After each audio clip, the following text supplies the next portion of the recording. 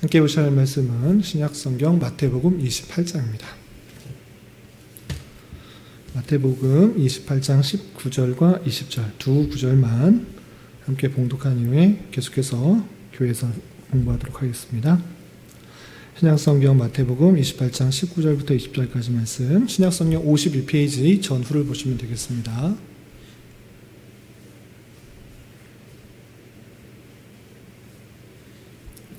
예, 함께 봉독하겠습니다.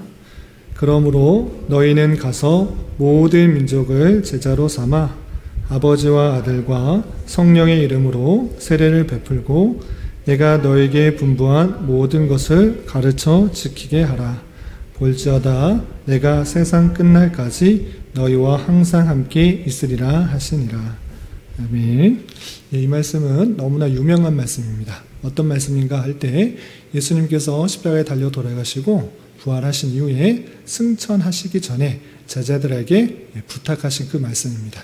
그래서 예수님께서 교회에게 위임하신 명령이다 해서 대위임령이라고 표현하고 또 지상명령이다 라고도 표현합니다. 그 내용을 볼 때 무엇인가 라고 했을 때 모든 민족에게 제자를 삼고 또 아버지와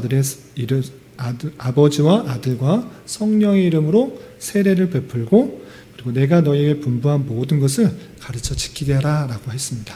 그러니까 혈육적 유대인만 하나님의 택하신 백성이 아니라 이방인에게도 모든 족속에게도 하나님의 택하신 백성이 있기 때문에 그들이 그냥 구원받는 것이 아니라 하나님께서 예정하신 그 사람임에도 불구하고 일반적으로 구원하시는 방편은 복음이 전파되고 또 회개하고 또 세례를 받고 또 하나님의 자녀로서 그 모습들을 온전히 행하는 것, 그 모습들이 제자들을 통하여서 전해지고 훈련되어지고 또 나타날 수 있도록 하나님께서 명령하신 그 모습을 볼 수 있는 것입니다.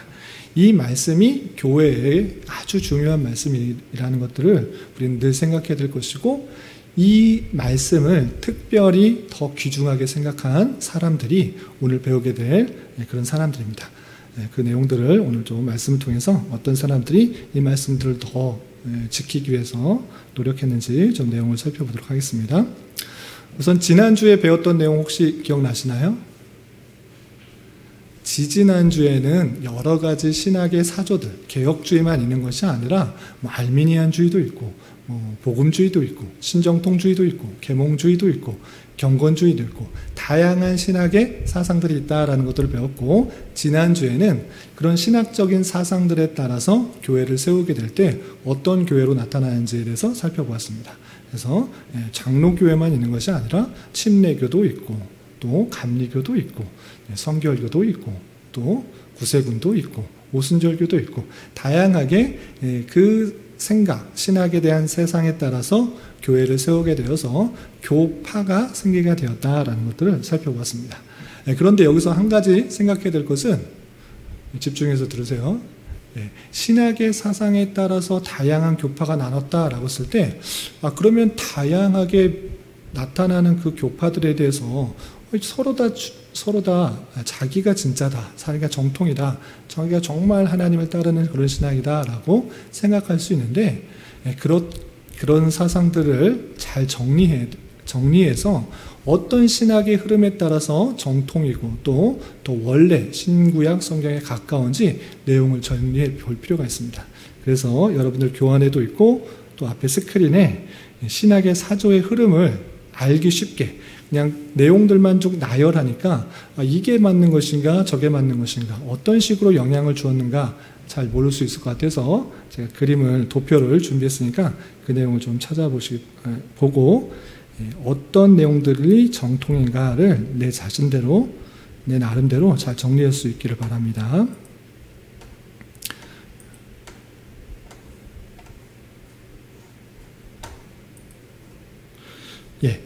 성경이 구약과 신약이 있습니다. 아시죠? 구약과 신약, 하나님께서 우리에게 주신 그 말씀, 언약의 말씀, 그 구약과 신약에 따라서 예수님이 오신 것이고 예수님의 제자들로 말미암아 그 사도들에 의해서 그 신구약 내용들이 잘 정리된 것입니다. 그래서 신약 성경이 나와 있는 것이고 또 그것에 따라서 사도적인 교훈들이 계속적으로 흘러나오게 되었던 것입니다. 그리고 우리가 초대교회에서 배웠죠. 초대교회에서 배운 것처럼 사도가 죽었을 때 사도의 제자들 누구죠? 속사도, 속사도라고도 하고 또 다른 사람들은 그냥 교부라고 그냥 통칭하기도 하고 이 사도적 초대 교부들이나 속사들에 의해서 속사도들에 의해서 그 사도적 전통의 신구약에 정리된 내용들 하나님께서 주시고자 하는 말씀들이 그대로 이어져 내려간 것입니다. 여기까지 이해가 되시나요? 여기까지는 아주 간단하죠. 구약과 신약을 예수님을 통해서 세워진 그 제자들 그리고 그 제자들의 제자들에 의해서 그 신약 정신들이 내려온 것입니다. 그런데 이 사도적 초대 교부들 또는 속사도 때부터 이단들이 조금씩 등장한 것입니다. 예수님이 정말 하나님의 아들 맞느냐? 예수님이 그냥 하나님의 모습을 입고 하나님이 사람처럼 숫자 사람은 아니고 사람처럼 왔다 이렇게 말하는 사람이 있고 예수님이 진짜 하나님의 아들은 아닌데 세례를 받을 때 하나님의 사람으로 인정되었다라는 등 그리고 육체는 부정하고 영만 거룩하다라고 하는 영지주의들도 이런 초대교회 이단들이 계속적으로 나타났었던 것입니다. 이런 것도 기억나시죠? 초대교회사. 이 사도적 교부들에서 이단들이 계속적으로 나타날 때 이 사도적 교부들이 어떻게 했는가? 그 이단들에 대해서 성경 말씀을 더욱더 밝혀서 변증가들이 등장했던 것입니다. 그런 거 아니고 사도적 정통에 따라서 어떤 것들이 진짜인지를 밝혀주는 다양한 변증가들이 나타났던 것입니다. 그 중에 교부라고도 할 수도 있고 또 변증가라고 할 수 있는 아주 유명한 사람, 잊지 말아야 될 초대교부 누구라고 그랬죠? 어거스틴. 어거스틴이 여러 가지 내용들을 다 잘 정리한 것입니다. 이 초대교부가 이 어거스틴이라는 교부가 신학적인 내용들을 잘 정리를 했던 것입니다. 그래서 이렇게 체계적으로 순차적으로 내려오고 있는 것입니다. 그리고 계속해서 보면 이 어거스틴의 사상에 따라서 신학의 내용들 또 성경의 내용들이 잘 정리되었는데 이제 그 로마의 핍박, 탄압 이것이 없어지고 로마에서 종교의 자유가 허락해질 뿐만 아니라 국교, 로마의 국교가 어떤 종교로 되었죠? 기독교로 되었습니다. 그 기독교로 된 이후부터 점차 조금씩 이 기독교는 타락해졌던 것입니다. 그래서 로마 카톨릭으로 부패의 역사가 있었던 것입니다. 그리고 이 어거스틴의 영향을 받아서 참된 교리의 영향을 받아서 종교개혁이 일어나기 전에 위클리프나 후스나 다양한 종교개혁 전에 신학적인 사상들을 갖고 있는 사람들이 나타났던 것입니다. 그리고 그들의 영향을 받아서 종교개혁을 일으켰던 사람이 누구죠? 루터와 칼빈. 그 사상들이 루터파와 칼빈파로 이어져 내려오고 있는 것입니다. 그래서 루터파와 칼빈주의로 그 전후 신학의 내용들이 나타나는데 더 성경적인 것이 무엇인가 할 때 루터파보다는 칼빈파다라는 것입니다. 루터파는 믿음으로 말미암아 구원을 받는다라는 이신칭의 내용을 통해서 로마 카톨릭의 부패와 타락, 행위로 말미암는 구원들을 잘못한 것을 인정했지만 전체 내용을 알지 못했습니다. 이 구원이 어디로 말미암는 것인가에 대해서 구체적으로 밝히지 못한 것입니다.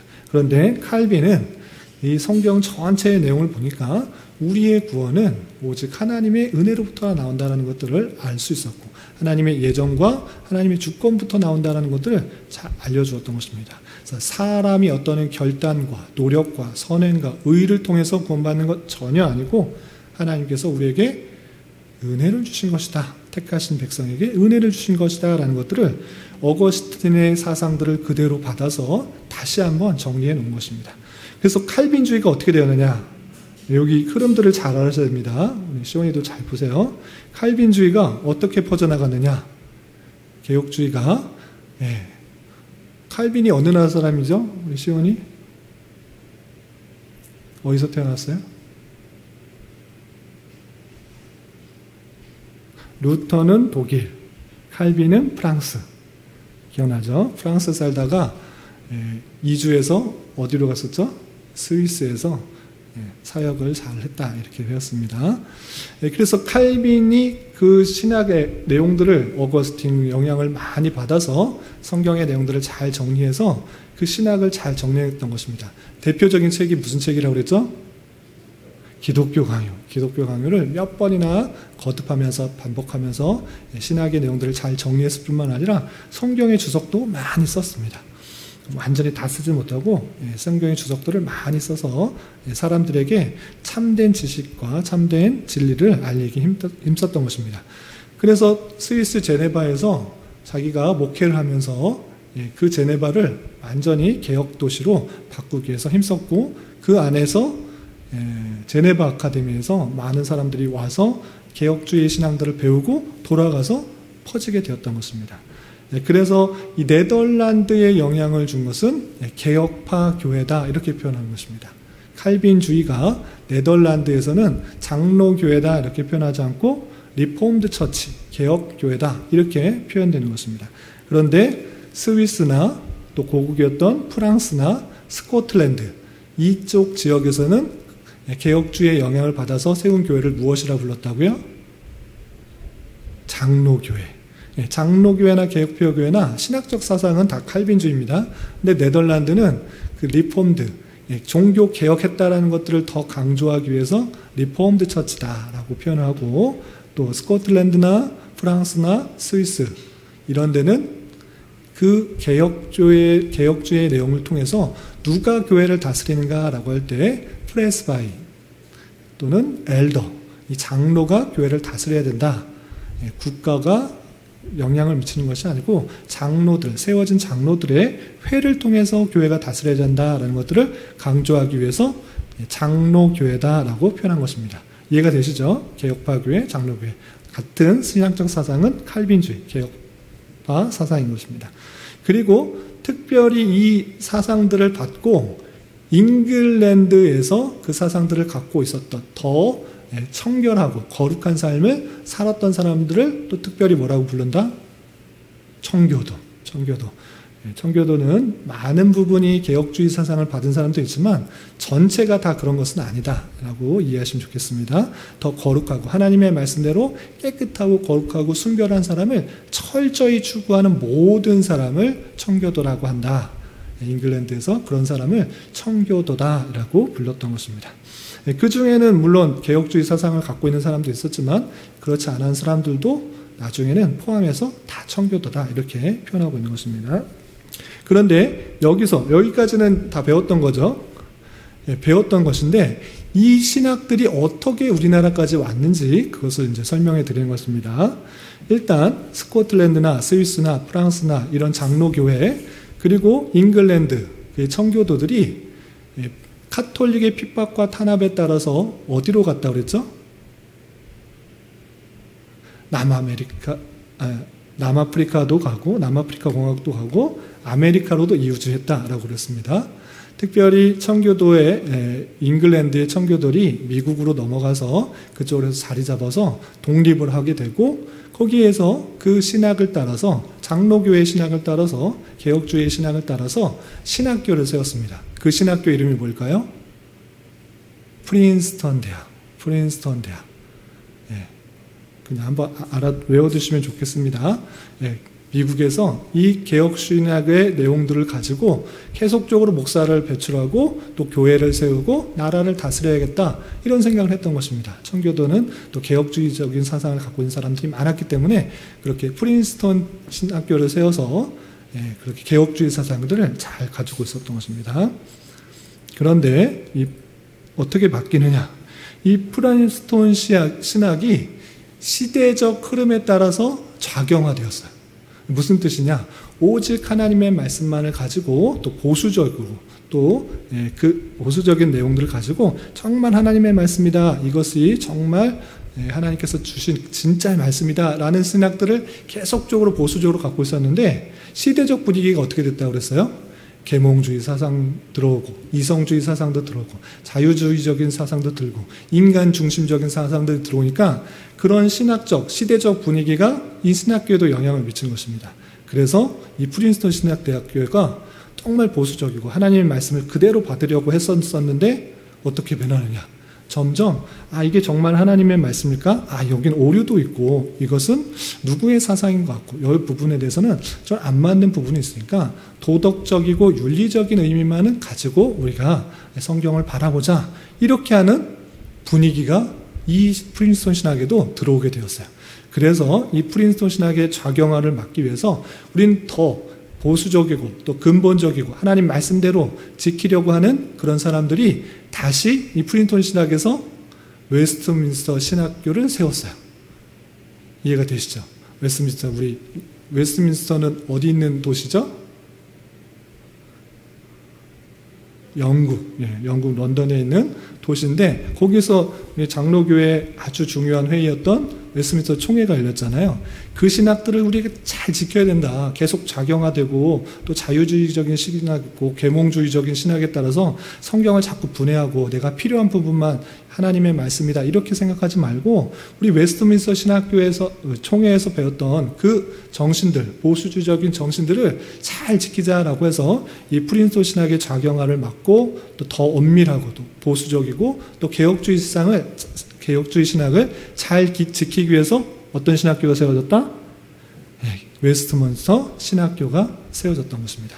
그리고 이 프린스턴 신학의 작용화를 또 반대했던 사람들은 그리고 또 더 근본주의적으로 가야 된다. 하나님의 말씀의 핵심적인 내용들로 가야 된다라는 사실로 근본주의적으로 나오게 된 것입니다. 그래서 프린스턴 신학의 작용하는 웨스트민스터 신학교와 근본주의를 낳았다. 이렇게 이해하시면 되겠습니다. 여기까지 이해되시나요? 졸리면 이렇게 좀 기지개를 펴시고 하시기 바랍니다. 이 웨스트민스터 신학교가 계속적으로 그 종교개혁에서 나온 칼빈주의, 개혁주의 신학들을 계속적으로 이어주어서 개혁주의 신학을 지켜서 내려오게 된 것입니다. 그럼에도 불구하고 시대적 분위기에서 근본주의의 영향을 좀 받기도 하고 이 개혁주의 신학을 한다고 하면서도 근본주의적인 성향을 갖고 있는 사람들이 등장하게 되었어요. 그래서 우리 요한계시록 배웠죠. 요한계시록 배울 때 우리가 개혁주의 신학 안에서 요한계시록을 다양하게 해석하는 사람들이 있다라고 했을 때 근본주의적인 해석을 하는 문자주의적으로 해석하는 사람들도 나타나는 그런 모습들 우리가 살펴보았습니다. 그런 것처럼 개혁주의 신학 안에서도 근본주의의 영향을 받는 사람들도 나타났다. 이렇게 이해하시면 되고 그 개혁주의 신학을 가진 사람이 한국교회에 와서 장로교회의 내용들을 전파한 것입니다. 그래서 한국 장로교는 개혁주의 신학을 그대로 받을 수가 있었던 것입니다. 그런데 그대로 받았는가? 그것은 또 아니고 이 한국교회사를 다음 시간에 다시 한번 이 교회에 복음이 어떻게 전파되는지 다음 시간에 받도록 하겠습니다.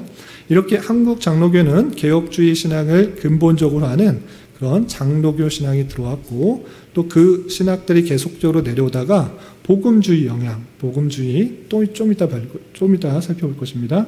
복음주의의 영향을 받아서 개혁주의를 말하는 장로교가 적고 복음주의적 교회가 더 많아지게 되는 그런 상황이 되었습니다. 그 한국 교회사는 다음 시간에 좀 더 자세하게 배우겠습니다. 어쨌든 그 처음부터 구약과 신학의 내용에서 사도적 교회 그리고 또 칼빈으로 내려오는 그런 개혁신학의 내용들이 어떻게 한국 장로교까지 내려오는지 그 큰 흐름들을 잘 살펴볼 수 있었습니다. 여기까지 이해가 되시나요? 궁금한 거 있으세요? 일단 이렇게 흐름이 나오고 그럼 옆에 루터주의는 어떻게 되느냐?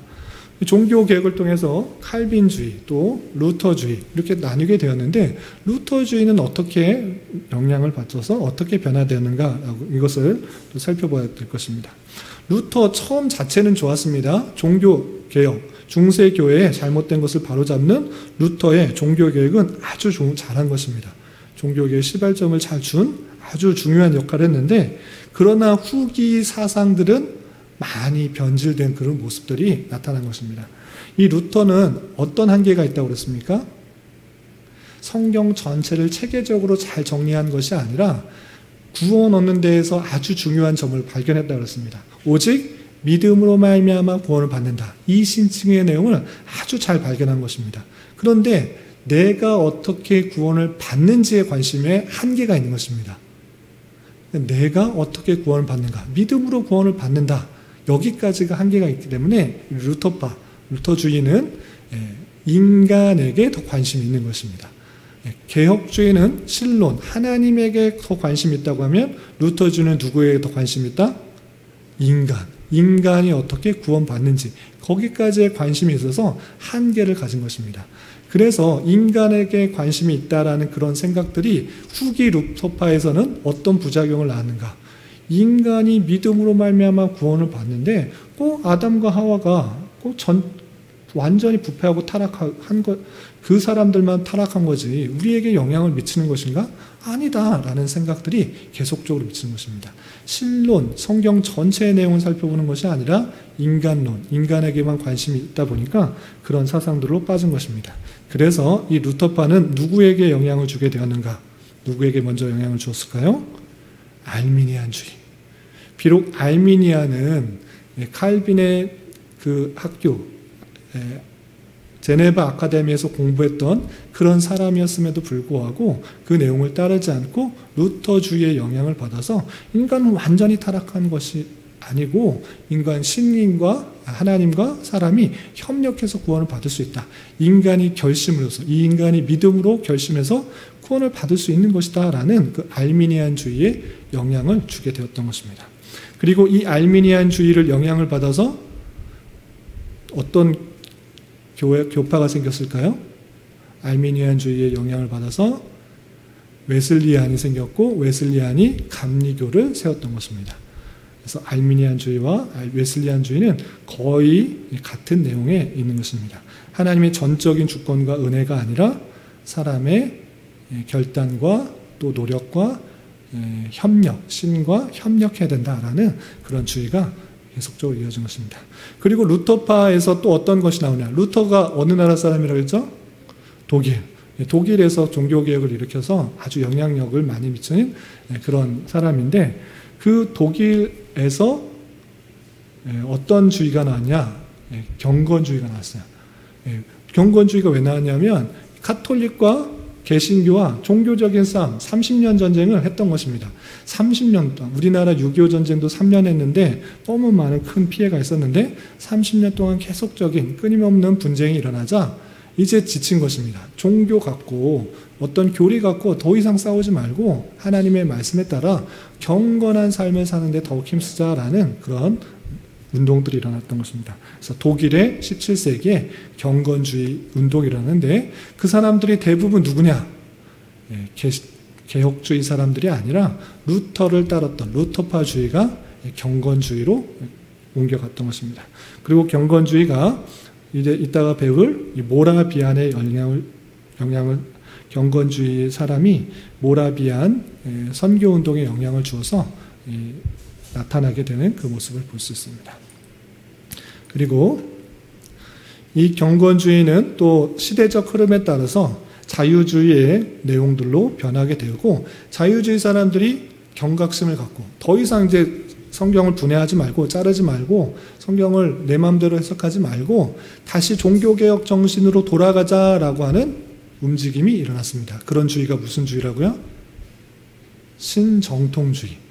자유주의 사람들이 우리 이렇게 나가면 안 됩니다. 성경을 자꾸 자유주의적으로 계속 뭐가 틀렸느니 내가 원하는 것만 빼서 이해하는 이런 식으로 하면 안 되고 종교개혁 정신을 가지고 다시 우리 성경을 잘 이해하자라고 말하는 사람들이 나타난 것입니다. 그런 사람들이 누구라고요? 신정통주의. 자신들은 종교개혁의 유산을 받고 종교개혁을 따른다고 하지만 실제 종교개혁의 정신을 따른 개혁주의 입장의 내용들을 봤을 때 같습니까? 다릅니까? 다른 것입니다. 이 신정통주의의 가장 큰 특징은 뭐라고 했습니까? 자신들은 개혁주의다, 정통주의다 말하지만 계시를 계시 그대로 보는 것이 아니라 성령 하나님께서 나에게 감동을 주실 때 참된 레마가 된다. 참된 깨달음이 된다. 참된 진리가 된다. 이렇게 받아들인 것입니다. 그럴 때 그것은 감각과 감정에 국한되는 그 모습들을 볼 수 있는 것입니다. 신정통주의, 칼바르트라고 대변되는 그 사람에 의해서 이렇게 신정통주의가 나타났습니다. 그러나 이 신정통주의도 조금 더 지나면 또 자유주의에 가까운 그렇게 모습을 드러나는 것을 볼 수 있습니다. 그리고 아까 개혁주의가 잉글랜드에서 청교도에 영향을 주었다라고 그랬습니다. 이 청교도는 어떻게 했는가? 청교도는 물론 그 잉글랜드에서 사는 사람도 있었지만 핍박과 탄압을 따라서 메이플라워를 타고 어디로 갔죠? 아메리카로 이주했습니다. 많은 사람들이 이주해서 도저히 이 핍박을 속에서는 살 수 없다. 신대륙을 반결했으니까 그곳에서 살겠다고 이주를 했습니다.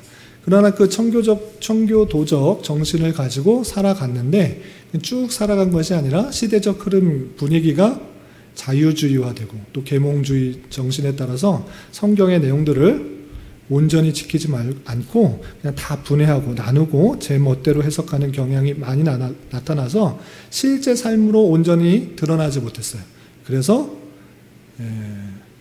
조나단 에드워즈와 같은 그 청교도가 대각성, 제1차 대각성 운동을 일으켰던 것입니다. 하나님의 말씀을 전해서 이 사람들 그렇게 마음대로 살면 안 된다. 하나님의 말씀대로 올바로 살아야 된다라는 것을 주장했고 그것이 1차 대각성 운동으로 드러나게 되었던 것입니다. 그리고 2차, 3차 계속해서 걸쳐서 성경의 말씀들을 계속적으로 전하고 하는 내용들로 계속 이어졌습니다. 그런데 이렇게 대각성 운동과 이어지는 부흥운동, 영적 대부흥운동에 영향을 미친 것은 이렇게 조나단 에드워즈 같이 청교도만 있었던 것이 아니라 침례교를 신학했던 사람들도 계속했었던 것입니다. 빌리 그레함 그런 사람들이 침례교의 신학 또는 웨슬리의 신학 그 신학을 가지고 함께 영향을 받아서 부흥운동을 일으키고 각성운동을 일으켰던 것입니다. 그리고 그런 운동들이 더 나아가서는 어떤 영향을 주었는가? 오순절 교파에 영향을 주었던 것입니다. 오순절 교파 기억나시나요? 특별히 초대교회 때 오순절 때 성령 하나님께서 강림하신 그 놀라운 사건들을 사모하는 사람들이 많이 있었는데 그런 것을 해야 된다라고 강조했던 사람들이 나타나게 됐던 것입니다. 이 신학도 마찬가지로 웨슬리안 신학에 영향을 준 것입니다. 그래서 대각성 운동과 부흥주의 또 오순절주의의 그 신학의 내용들을 보면 웨슬리안 신학에서 거의 같은 내용들로 하는 것을 볼 수 있습니다. 이렇게 신학의 사조가 영향을 주었고 그리고 오순절주의, 신정통주의, 자유주의 이런 것들이 최근에는 어떻게 되는가? 자꾸 사상들을 만들고 흩어지고 나뉘는 것보다 우리 하나가 되자라는 그런 운동이 벌어졌다라고 했습니다. 그것을 복음주의다라고 표현했습니다. 예수님을 믿고 구원을 받는 그 복음 하나로 우리 통일되자라고 해서 오순절주의니 신정통주의니 자유주의니 예수님 믿는다 그러면 우리 다 합치자 하나 되자라는 그런 운동들이 벌어졌다라고 했습니다. 그래서 그 처음에 그 좋은 취지로 모였던 그 복음주의가 오늘날에 있어서는 샤머니즘적인 그런 요소까지 교리의 내용들을 다 버리고 샤머니즘적인 내용, 그 나라의 토속적인 내용들도 함께 받아버리는 현대 복음주의의 내용들로 변해서 많은 문제들이 야기되고 있다. 이렇게 이해하시면 되겠습니다. 여기까지 신학사조 대략적으로 살펴봤는데 혹시 궁금한 거 있으시면 질문하시기 바랍니다. 대충은 이해 가시나요? 시오.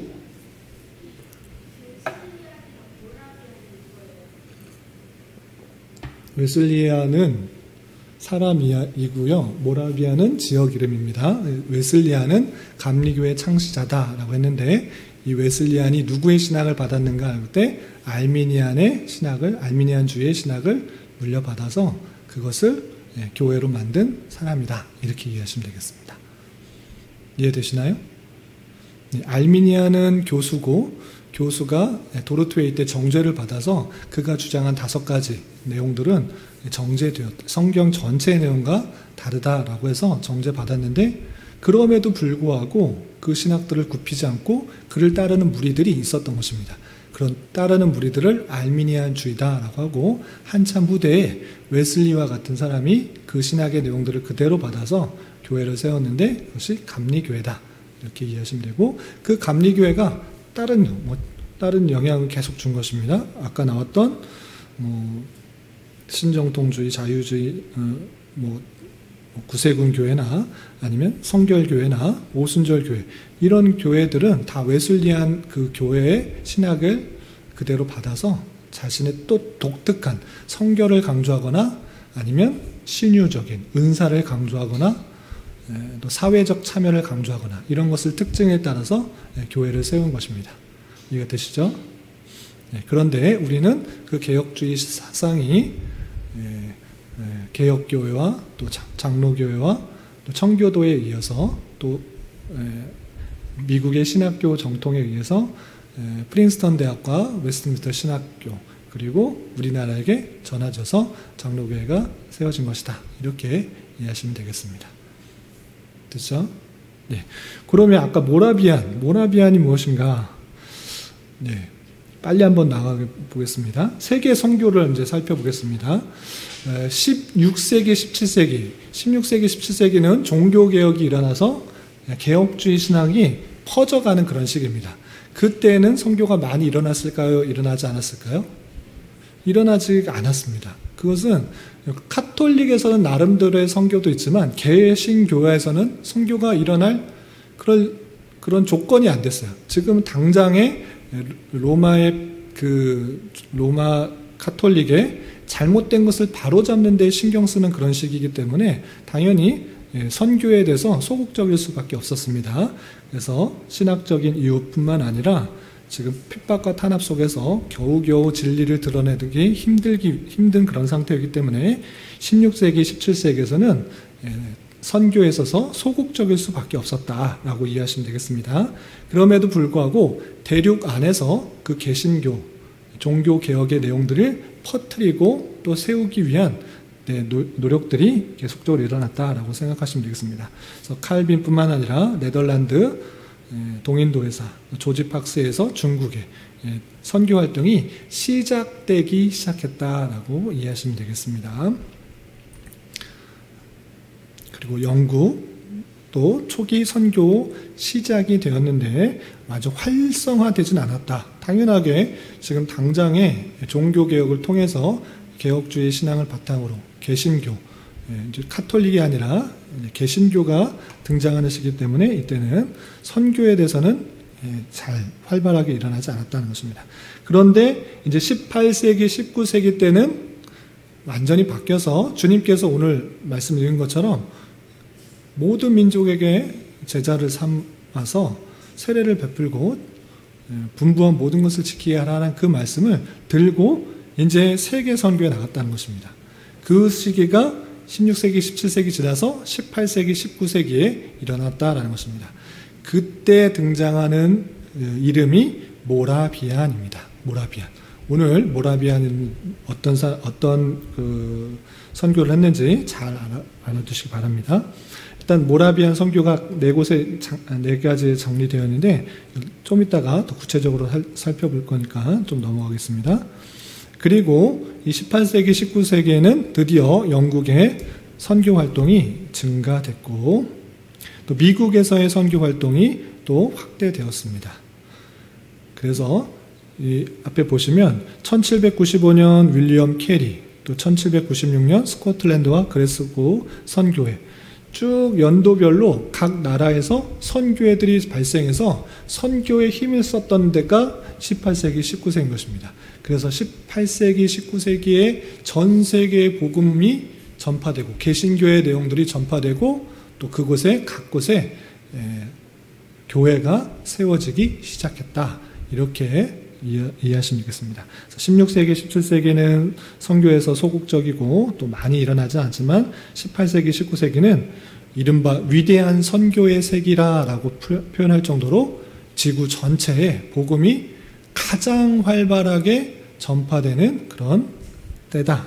이렇게 이해하시면 되겠습니다. 그래서 이 18세기, 19세기에 알아야 되는 선교 단체 두 개를 알아야 되는데, 첫 번째는 모라비안 선교, 두 번째는 윌리엄 캐리의 선교. 이 두 가지만 알아두면 좋겠습니다. 다른 많은 선교 단체가 있는데 핵심적인 것 두 개, 모라비안 선교회와 또 윌리엄 캐리의 선교 두 가지를 함께 살펴보고 마치도록 하겠습니다. 아까 시오가 모라비안이 뭐냐라고 물어봤죠. 이제 설명하는 것입니다. 모라비안 공동체는 모라비아와 보헤미아 지역에서 나온 난민들이 독일 작생 지방의 사유지에 정착한 그리스도인의 교회를 말해요. 모라비아와 보헤미아에서 자기 지역에서 살지 못하고 도망 나온 난민들이 독일에서 살았는데 그 사람들을 모라비안 공동체다라고 하는 것입니다. 여기까지 이해되시나요? 그럼 모라비아와 보헤미아가 어디냐? 지금 찾아보면 있습니까? 없습니까? 있어요? 모라비아와 보헤미아는 오늘날에 있어서는 체코 지역이에요. 보헤미아하고 모라비아 보이시죠? 지금 폴란드, 독일, 오스트레일리아, 헝가리, 우크라이나 이런 지역에 있는 여기가 체코 지역인데, 이 체코와 슬로바키 지역, 이 지역을 모라비아와 또 보헤미아 지역이 있던 것입니다. 이 사람들이 이 드레스덴이라고 보이죠?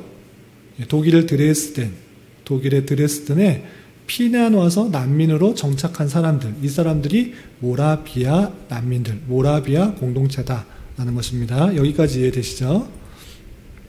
그런데 이 모라비안인들은 15세기 초에 종교개혁자 누구의 영향을 받았다? 존 후스. 그러니까 종교개혁자의 영향을 받은 개신교 사람이에요. 카톨릭의 사람이 아니라 개신교 사람들인 것입니다. 그래서 왜 난민이 되었는가? 왜 고국에서 살지 못하고 이 독일 드레스덴에서 살았는가라고 했을 때, 카톨릭 교회의 제도를 거부했기 때문에, 카톨릭 계속 이렇게 그 자신들의 종교 생활들, 그 제도들을 따르라고 했기 때문에 이 종교 개혁의 정신들을 받은 개신교고들은 그들을 따라갈 수 없는 것입니다. 그래서 이 모라비안 사람들이 보헤미아 사람들과 함께 드레스덴에 난민으로 그냥 도망간 거예요. 핍박과 탄압을 통해서 이주하는 것처럼 이주를 가졌던 것입니다. 이해가 되시죠? 그래서 그들은 1722년에 90명의 신도들이 로마 카톨릭 교회의 탄압을 받아서 작센 지방으로 피난하게 되었고, 젊은 경건주의자인 진젠도르프 백작으로부터 드레스덴 근처의 영지의 한 부분을 제공받게 된 것입니다. 90명 정도가 피난하여서 살려고 독일로 갔는데 사람을 잘 만났어요. 거기서 또 카톨릭 교도를 만났으면 힘들었을 텐데, 아까 루터주의의 영향을 받은 경건주의자 중에 한 명인 진젠도르프 백작의 사람을 만났어요. 진젠도르프를 만났어요. 그래서 이 드레스덴에 살도록 허락받았던 것입니다.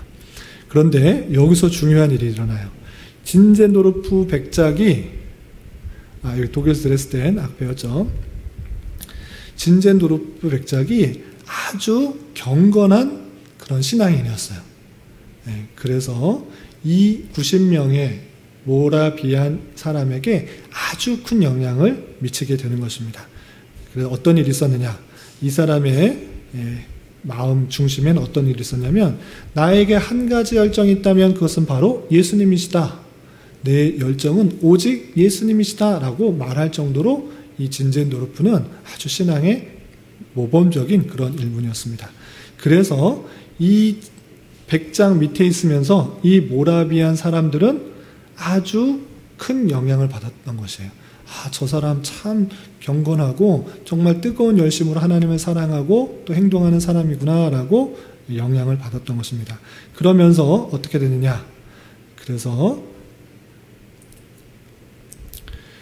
그 진젠도르프는 특별히 하나님에 대한 열심뿐만 아니라 선교에 대한 열정도 있었어요. 그래서 복음은 모든 피조물, 모든 민족에게 선포되어야 된다라는 생각을 가지고 또 그런 것들을 많은 사람들에게 영향을 미쳤던 것입니다. 그래서 이러한 사상은 18세기 경건주의를 빛냈고 크리스천 생활에 있어서 무엇이 중요한가를 새로운 판단력을 사람들에게 많이 알려주었던 것입니다. 그런 영향을 받은 사람이 그 모라비안 사람들이고 그 사람들의 단체가 무엇을 조직했느냐? 모라비안 선교회를 조직했던 것입니다. 그래서 이 모라비안 선교회가 1732년에 서인도 제도에 최초로 2사람을 선교사로 파송했습니다. 이해가 되시죠? 진젠도르프가 정말 하나님의 열심이고 선교에 대한 열정이 있던 사람이었기 때문에 그의 영향을 받은 모라비안 사람들이 선교의 열정들을 함께 영향을 받아서 1732년에는 사람을 선교사로 파송하기 시작했다라는 것입니다. 한 사람은 목수고 한 사람은 농기장이었는데 그 사람을 영향을 주어서 선교사로 파송했다, 이렇게 생각하시면 되겠습니다. 그것이 단회적으로 끝난 것이 아니라 어떻게 했을까요? 계속적으로 진젠도르프의 그 열정과 도전을 받아서 계속적으로 파송했다는 것입니다. 그래서 3년 뒤인 1735년에는 그린란드와 수리남, 1737년은 아프리카, 1740년에는 아메리카 인디언과 또 실론, 1742년에는 중국, 1747년에는 페르시아, 1754년에는 자메이카, 1756년에는 안티구아에까지 선교를 파송하면서 거의 한 2, 3년마다 계속적으로 선교사를 파송하는 그런 사람이 되었다는 것입니다. 그래서 1760년 진제도르프가 죽기까지 약 28년 동안 모라비안 교회는 몇 명의 선교사를 배출했을까요? 226명. 별로 안 되네, 이렇게 생각하실 것 같아요? 아니면 많아 보여요? 적게 보여요? 많아 보여요? 적게 보여요? 많아요. 이때 약 200년 동안 파송한 것보다 모라비안이 선교사를 파송한 20년, 약 20년 동안 파송한 선교사가 훨씬 더 많다, 이렇게 표현할 정도로 그전에는 1500년부터 1700년까지 소극적인 그런 선교의 시대 때는 선교사를 거의 배출하지 못했는데 모라비안에 의해서 226년, 200년 동안 못한 것을 이 모라비안 선교회 공동체에 의해서 약 200명이 넘게 선교사를 배출해낸 거예요. 그러니까 이 모라비안 공동체가 선교를 아주 열심히 잘했다, 이렇게 이해하시면 되겠습니다. 뿐만 아니라 모라비안 공동체는 서인도 제도에 200년에 걸쳐서 몇 명의 선교사를 파송했을까요? 3,000명. 200년 동안 계속적으로 선교사를 배출하는 그런 선교에 아주 열심인 그런 모습이었습니다. 그래서 해외 선교지의 신자 수가 실제 교회의 신자 수보다 3배나 많은 그런 놀라운 성과를 보여줬어요. 이해가 되시죠? 선교사를 많이 배출했으니까 그 선교사의 교회가 세워지고 교회가 세워지니까 실제 파송한 그 교회보다 선교지에 세운 신자들이, 성도들이 3배나 많은 그런 모습들이 있었다. 그만큼 모라비안 공동체는 선교에 가장 선두에서 열심히 했던 그런 모습들이 있었다, 이렇게 이해하시면 되겠습니다. 이해되시죠? 이제 모라비안의 아주 선교의 선구적인 역할을 한 사람이 있는가 하면 그 다음 나오는 영국의 윌리엄 캐리라는 사람은 현대 선교의 아버지라고 불릴 만큼 선교를 어떻게 해야 되는지 잘 보여준 사람입니다. 그 사람이 어떤지 내용을 좀 보겠습니다. 윌리엄 캐리는 1761년 영국 노스햄프턴 가난한 집안에서 태어났습니다. 그리고 14살 때에 구두방에 도제로 들어가서 가난했기 때문에 구두 수선하고 구두 만드는 일을 그냥 그 스승님의 집에 가서 배우는 그런 일을 했던 것입니다. 그래서 14세부터 28세까지 이렇게 구두방에서 구두 수선하고 구두를 만드는 그런 일들을 하는 사람이었습니다. 그런데 그곳에 있을 때 18세 때, 18살 때 복음을 듣게 되고 회심했던 그런 사람이었습니다. 그런데 그는 그 주인의 서재에서 우연히 발견한 성경 주석서에 흥미를 갖게 돼요. 그리고 스스로 혼자서 독학으로 라틴어와 헬라어를 습득하기 시작하고 그것을 온전히 깨달아서 나중에 침례교회 목사님이 됩니다. 그리고 침례교회 목사님이 되는 것을 끝나는 것이 아니라 나는 복음 전파를 하는 그런 사람이 되어야겠다라고 소명을 받다 그것을 실행하게 되는 것입니다. 그래서 윌리엄 캐리는 1792년 노팅엄에서 이사야 54장 2절과 3절을 본문으로 하나님으로부터 위대한 일을 기대하고 하나님을 위하여 위대한 일을 하라라는 설교를 했을 때 그 설교를 들은 12명의 목회자가 침례교 선교회를 설립했어요. 다시 한번 윌리엄 캐리가 이사야 말씀을 가지고 복음을 전했는데 설교를 했는데 그곳에 있던 12명의 목사님이 감동을 받았어요. 이 말씀이 참되다. 우리가 그냥 이곳에서 그냥 교회를 세우는 것이 아니라 지경을 확장하고 하나님의 제자를 삼는 일에 더욱더 열심히 해야 되겠구나라는 것을 깨달았어요. 그래서 무엇을 세웠다고요? 선교회, 침례교파들의 선교회를 이때 세웠던 것입니다. 그리고 이 선교를 세우고 누구를 파송했을까요? 그 윌리엄 캐리를 그 소명에 따라서 선교사로 파송을 하게 됩니다. 그래서 윌리엄 캐리와 그의 가족은 1793년 인도로 출발하여서 5개월 동안의 항해 끝에 11월에 인도에 도착했습니다. 그런데 이때 인도에서 복음을 전하는 게 쉬운 때였는가? 그런 것이 아니고 아주 불리했던 시기였습니다. 선교사들에 대해서 되게 적대적으로 대하던 그런 때여서 너무나 복음 전하기가 힘들었습니다. 그래서 쉽게 전하지 못하고 내륙으로 더 들어가서 이 말다라는 그런 지역의 한 농장에 들어가서 자리를 잡게 됩니다. 그 말다라는 곳에서 가서도 그냥 편하게 복음 전파할 수 있었던 것이 아니라 윌리엄 캐리의 아내는 병이 났어요. 병이 나가지고 12년 동안 의사의 치료도 받지 못하고 어떤 도움도 못하고 그 병을 계속적으로 앓는 그런 아픔 가운데 있었습니다. 그리고 그의 자녀는 그 내륙에서 교육을 제대로 받지 못해서 그 아들이 어떻게 됐을까요? 자녀들이 불량배처럼 성장했어요. 그 오지였기 때문에 교육도 제대로 하지 못하고 또 많은 사람들로부터 환영을 받지 못하는 사람들 그렇기 때문에 불량배처럼 성장했다고 합니다. 그러나 윌리엄 캐리는 이런 악조건 속에서도 1795년 교회를 세웠고 1798년 3년 뒤에는 신약 성경을 그 나라 언어인 벵고로로 번역을 했습니다. 그리고 1년 뒤인 1800년 새로운 선교사가 도착하자 윌리엄 캐리는 동인도에서의 마차를 피하기 위하여 캘커타 가까이에 있는 덴마크령 세람푸스로 이주하여서 그곳에 자선학교의 교장인 마시맨과 인쇄업자인 와드와 함께 선교팀을 구성해서 열심히 전하였습니다. 그래서 윌리엄 캐리는 특별히 성경을 번역하는 일을 열심히 했고 또 자선학교의 교장인 마시맨은 학교를 갖고 있었기 때문에 그 성경을 보급하기가 쉬웠고 또 인쇄업자 와드가 있었기 때문에 성경과 또 번역한 내용들을 잘 인쇄해서 보급을 할 수가 했었던 것입니다. 그래서 아주 팀워크가 잘 맞았던 것입니다. 번역하는 사람, 인쇄하는 사람, 가르치는 사람, 이 사람이 딱 3명이 만나니까 선교가 아주 잘 이루어질 수 있었던 것입니다. 그래서 이 3사람을 세람포의 3인이라고 별칭이 붙어 있을 정도로 선교의 역사상 가장 유명한 선교팀을 구성했던 것입니다.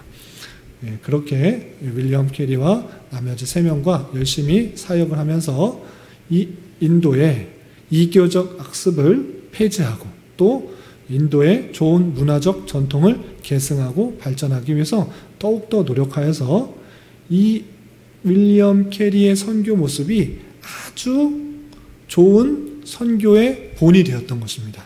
그냥 무력을 가지고 교회를 세우고 무조건 와라 이런 식이 아니고 잘못된 것 가르쳐주고 또 성경의 내용을 잘 보급하고 또 좋은 것들은 북돋아 주는 것, 상생할 수 있는 것, 그 민족과 상생하면서 좋은 것들 또 복음을 잘 전해주는 이 윌리엄 캐리의 모습들, 이것이 선교의 현대 선교의 아주 중요한 부분이다라고 해서 윌리엄 캐리를 누구라고 부른다고요? 현대 선교의 아버지라고 이렇게 불리는 것입니다. 그래서 캐리는 세계 언어로 성경을 완역하고 또 다른 언어로 성경이 완역된 것을 도와줄 뿐만 아니라 복음 전파자들을 양성했고 1000여 명의 학생들을 교육시키면서 그 나라의 문화를 존중하고 또 현지인 목사를 세우고 또 그들의 언어로 된 성경을 제공함으로 말미암아 후대 선교사들에게 큰 영향을 미쳐서 현대 선교의 아버지라 불린다는 것입니다. 그래서 18세기와 19세기에 선교가 아주 활발하게 일어났는데 그 중에 아주 중요한 사람 모라비안 공동체와 윌리엄 캐리 이 사람을 알아두면 그 사람들이 좀 모범적인 선교의 모습들을 보여줘서 세계 전곳 전체 크게 복음 전파하는데 영향을 미쳤다 이렇게 생각하시면 좋겠습니다. 여기까지 좀 어려운 내용이었는데 혹시 궁금한 거 있으시면 질문하시고 없으시면 마치겠습니다.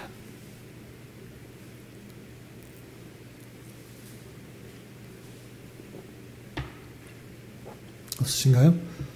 네, 아까 말씀드린 것처럼 종교개혁 이후의 16세기, 17세기에는 그 개혁주의의 내용들, 성경의 내용들을 바로 아는데 더 집중한 나머지 선교에 소홀했지만 그 이후에는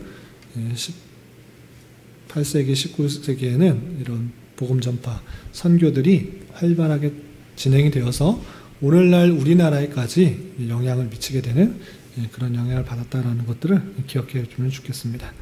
이것마저도 하나님께서 카톨릭을 들어서 개신교를 핍박하는 것을 통해서 개신교가 더 해외에 복음을 전하게 되고 또 이주하게 되고 복음이 이방에 전파되는 그 모습들이 또 드러나는 하나님의 놀라운 섭리라 생각을 하시고 또 하나님께서 어려움도 힘듦도 선으로 이용하시는 것들을 잘 깨달았고 또 우리의 교회의 사명들을 오늘날 우리도 잘 적응해서 주변에 멀리 나가지 못하더라도 세계에 나가지 못하더라도 우리 주변에 하나님을 알지 못한 사람에게 복음을 잘 전하고 그리스도의 사랑을 잘 전할 수 있는 사람이 되어야 될 것입니다. 이런 은혜가 우리 모두에게 있기를 바랍니다. 기도하겠습니다. 하나님 아버지 감사합니다. 오늘 교회사의 내용을 통하여서 또 하나님의 복음이 또 세계에 어떻게 전파되게 되는지 또 살펴보았습니다. 바른 신학의 내용들을 전파하기 위해서 또 힘썼던 노력했던 훌륭한 신앙의 선배들을 본받게 하시고 또한 그리스도의 복음을 세계 만방에 전하기 위해 노력하였던 그 모습들을 본받아 우리 또한 그러한 삶의 모습을 잘 드러낼 수 있도록 인도하시고 특별히 우리 교회가 진리의 말씀을 잘 지키며 또한 그 말씀을 주변에게 아직 믿지 않은 사람에게 잘 전할 수 있는 교회가 될 수 있도록 인도하여 주시옵소서. 주님, 교회 내 육체적인 질병과 연약함으로 병원에 치료를 받는 성도와 또 출산한 성도 또 교회 여러 가지 사정으로 올해 출석을 못한 여러 성도들 있습니다. 주님, 그들의 상황과 또 여건들을 붙들어 주시고 하나님께서 역사해 주시고 인도해 주시고 또 간섭하여 주셔서 하나님께서 또 모든 것을 선으로 이루어 주신 것들을 함께 바라보며 하나님의 인자하심과 선하심들을 함께 찬송할 수 있는 저희 공동체가 될 수 있도록 인도하여 주시옵소서. 이 모든 말씀 예수님의 이름으로 감사히 기도드리옵나이다. 아멘.